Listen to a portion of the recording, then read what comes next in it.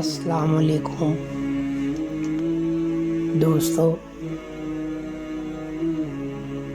میں آج یہ بات کہنا چاہتا ہوں کہ ہمیں دعا کیسے مانگنی چاہیے۔ ہم جب بھی نماز سے فارغ ہوں، تہجد کی نماز سے فارغ ہوں، جب بھی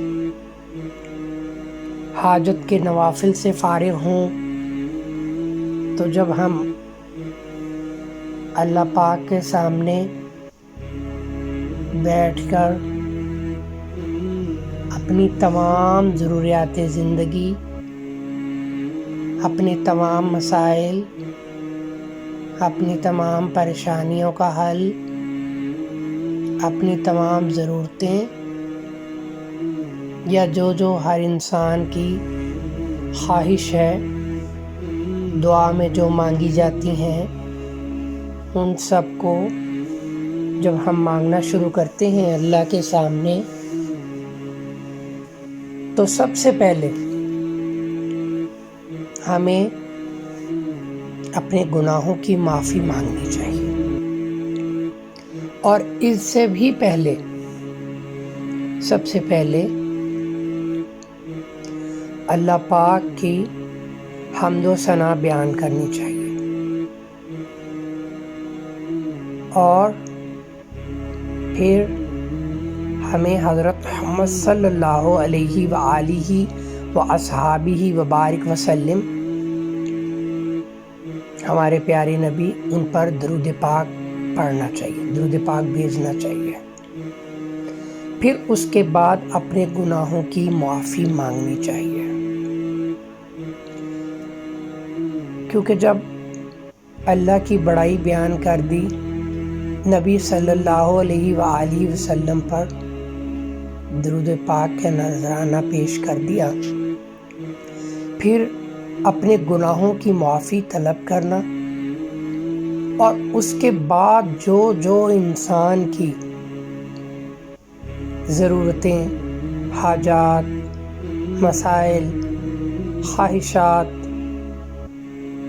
جو بھی انسان کو ضرورت ہے،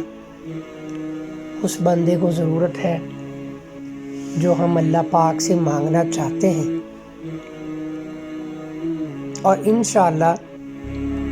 جب ہم اللہ پاک سے مانگیں گے اس ترتیب کے ساتھ،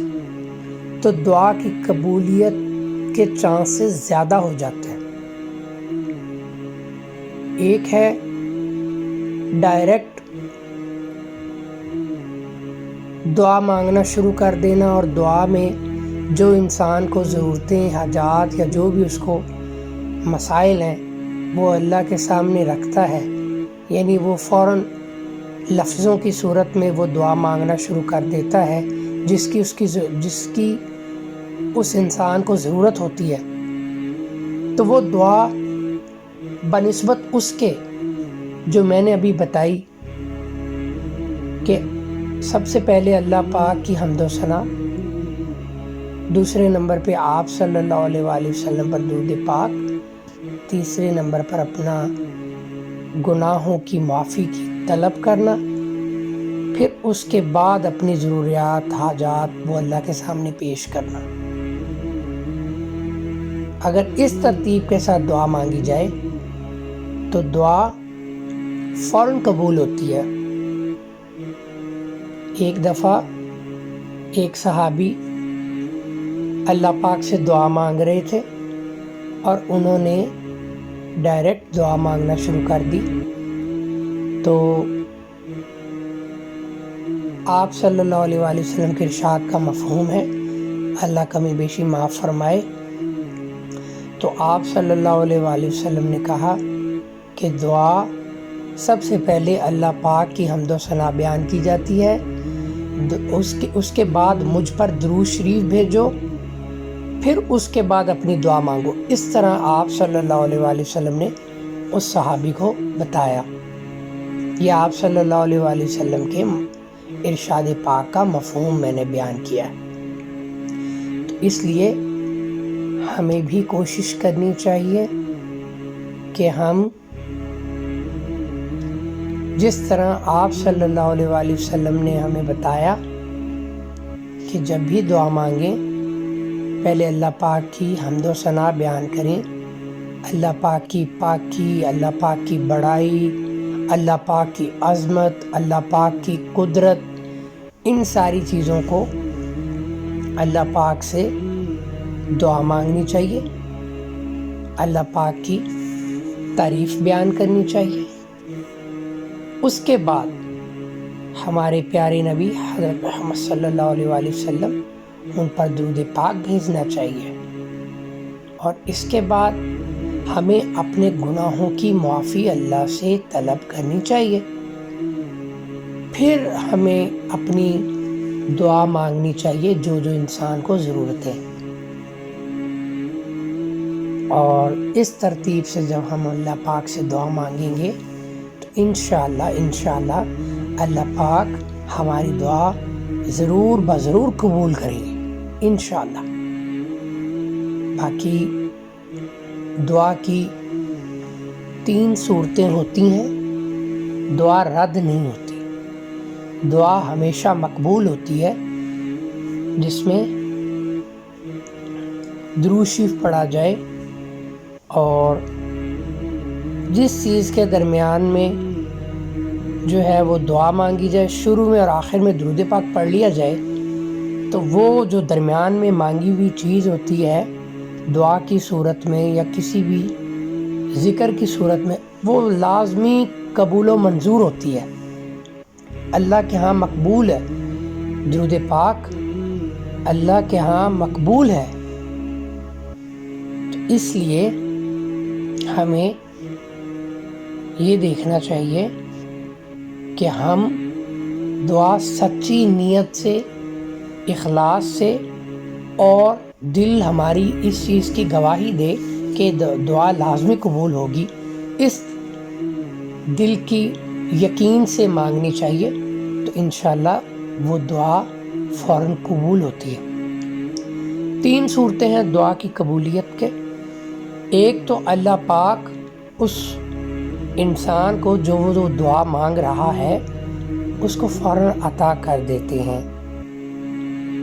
اور دوسرا جو دعا انسان مانگ رہا ہوتا ہے اللہ پاک اس کا کوئی نعم البدل دے دیتے ہیں، اس کے کوئی آلٹرنیٹ اس کو مل جاتا ہے، اور تیسرا یہ کہ اس بندے کو اللہ پاک وہ دعا اس کے لیے، اس انسان کے لیے آخرت میں توشہ بن جاتا ہے، اس کی نجات کے لیے، اس کی نیکی کی صورت میں جو ہے جب انسان اللہ کے آگے کھڑا ہوگا، حساب کتاب کا وقت ہوگا، اس وقت اللہ پاک اس کی وہ دعائیں جو دنیا میں قبول نہیں ہوئیں، وہ ان دعاؤں کا بدلہ اللہ پاک ان کو، اس انسان کو تب دیں گے، اور تب وہ انسان یہ خواہش کرے گا کہ کاش میری دنیا میں کوئی دعا قبول ہی نہ ہوتی، کہ اللہ پاک اس کو اس دعا کی لیے، اس دعا کی صورت میں جو حساب کتاب کے وقت اس کو نوازیں گے، تو انسان اتنا خوش ہو جائے گا اور وہ اس چیز کی